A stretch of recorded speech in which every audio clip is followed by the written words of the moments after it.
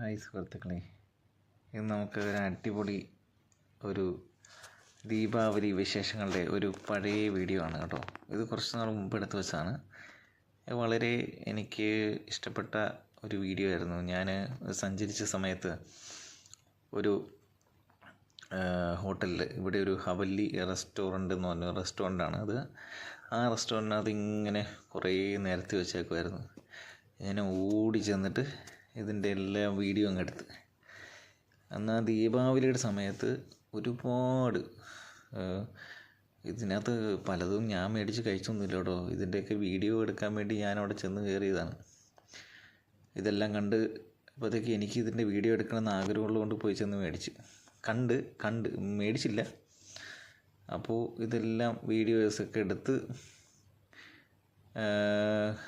ഫോണിലുണ്ടായിരുന്നു.